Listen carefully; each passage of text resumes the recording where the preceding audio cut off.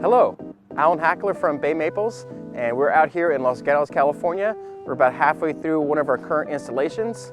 Come check out and follow along and see what unique things we have planned for this project.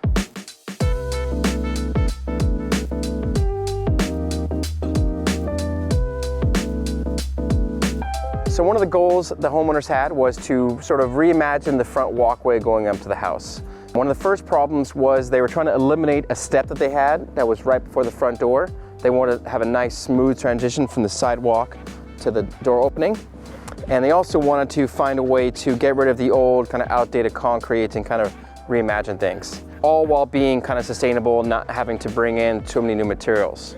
So one of the solutions that we had was to strategically break up the old concrete in a way that we could reuse each piece as a large stepping stone and then adjust the grade leading up to the house and then just kind of reimagine the material.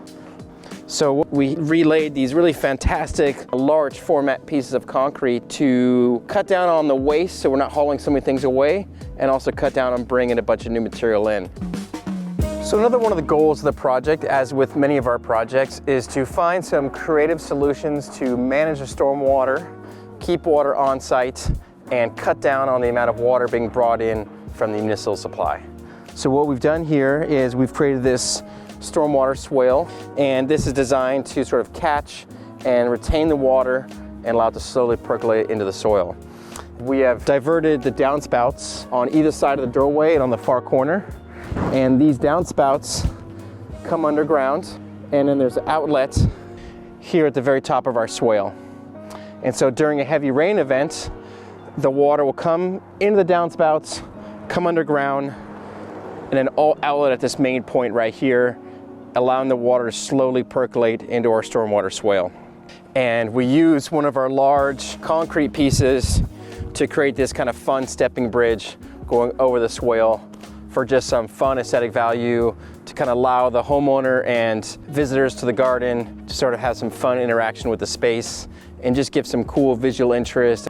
The sustainable solution not only needs to be functional, make sense, it also has to look good. So now we're in the backyard of the project site, and I'm kneeling on the previous concrete patio and walkway that was removed. The previous configuration had a lot of upheaval from roots that were growing adjacent to the patio, and the patio was no longer flat. It was causing a tripping hazard. It looked kind of awkward. It was cracking. And similar to the front, we wanted to find some creative ways of reimagining the space using the existing material. So when we broke up the patio, we kept the pieces nice and large, and we're going to reinstall them similar to you would put in a large format flagstone patio. So having some large pieces to make it easier to put chairs on and a table. And as you can see in the background, the guys are reconfiguring the new pathway, and our new patio will be going just to the side of that.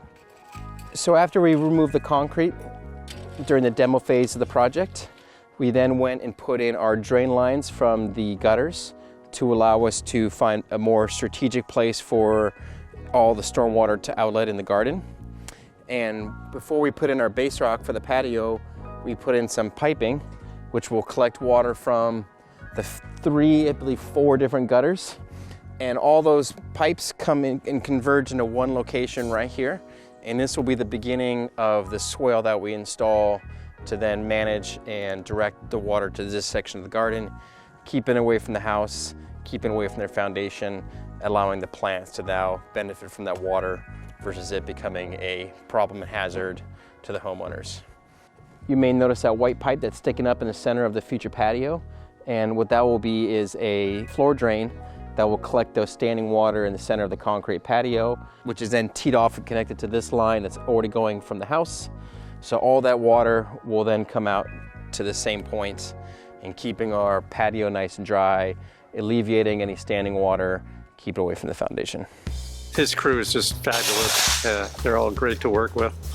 We like having them around, and love talking to them and explain what they're doing. And they've shared their lunch with us. Yeah, you'd be amazed the lunch they fix themselves every day. They work hard all day, and they're here every day. So they do a great job. Taking the grass out was just a big step that made a big difference. Trying to put in more drought-tolerant plants and more native plants. I think a lot of it had to do with the fact of water shortage. We did put in some California native bent grass in the back so our dog could have some grass to lay on. But certainly reduced. But that's the only grass, yeah, the little part in the back that we put back in. This particular grass is more efficient anyway because you can let it grow. Let it look like a meadow, kind of like meadow grass, long and floppy. So I'm standing on the existing driveway for our project, and one of the considerations that clients had was how to kind of sort of reimagine this space in a sustainable way. The current driveway has some large cracks, it's got some discoloration in a few spots, and they were worried that if they redid everything else but left the concrete driveway the way it is, it would look a little bit out of place and wouldn't match the new layout. So they had pondered initially ripping the concrete out and putting in some pavers or pouring a new concrete driveway, which can be not necessarily a cheap proposition. So one of the suggestions I had made was let's just kind of reimagine this space with the existing material, and we came to the solution of just cutting the existing concrete. So we created the pattern for the concrete cuts in a way that this crack will happen right in the middle of where one of our cuts are, and it'll be removed. So it's kind of a strategic way to eliminate these cracks in a new design. Besides the aesthetic benefits of making these cuts, it will also make the concrete driveway more permeable. So we'll have less stormwater runoff going to the driveway and into our local creeks and streams. Most driveways have oil dripping from cars or pollutants coming from the gutters or the house. So by limiting the water from going into the drains, it can be managed here on site. The roots and the plants can sort of bioremediate some of those chemicals, but the idea being we're keeping all stormwater on site where it can be managed and not going into our waterways. So here at Bay Maples, we're always looking for creative and unique ways of repurposing materials. And over the years, we've developed some really innovative techniques for repurposing concrete. And as you can see in the background, we are polishing the driveway and doing some cutting, and basically gonna reimagine the same material, but just give it a whole new look and make it look like something that actually is not repurposed, even though it is. So here's a little side-by-side comparison of this is what the concrete looked like before it was polished. You can see it's kind of rough, unsmooth surface. And here next to it, after it was polished, it's very smooth. The aggregate's been polished out. Very similar to what you'd see like on a concrete countertop. And then later on, once the polishing is done, we're gonna be filling in these voids right here with a decorative rock that'll be permeable and fill in this gap, and then that way a car can drive over the top of it.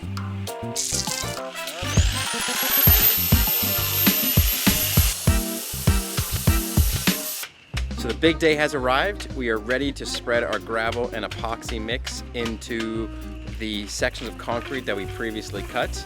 Similar to getting ready for paint, we've taped off and papered off all the areas that we don't want to get dirty, and we're applying our epoxy gravel finish.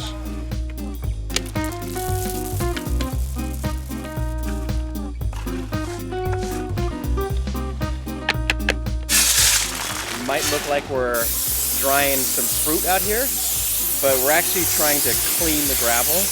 So for the epoxy to work correctly, there needs to be no dirt and no moisture on it. So one of the tricky parts is you want to use water to get the dirt off, but then you can't have the water be part of the glue.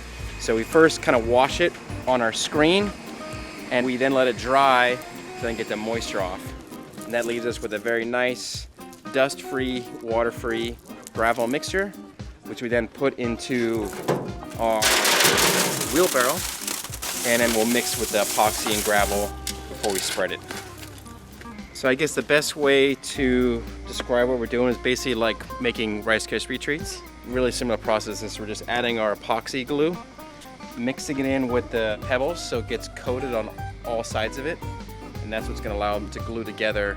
So then we go to pour it between the cracks, it all sticks together, and it's going to dry very much like a Rice Krispie treat. So it's going to be all one solid unit, but have kind of pores in it to allow the water to flow through. The instructions do have very specific weight to a ratio, but I just use the eyeball measurement.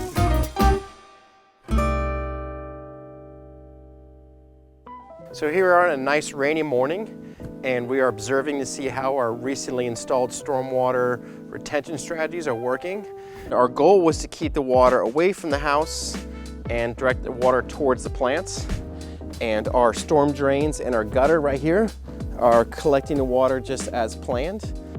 And in our swale, we are getting almost full capacity water right where it should be.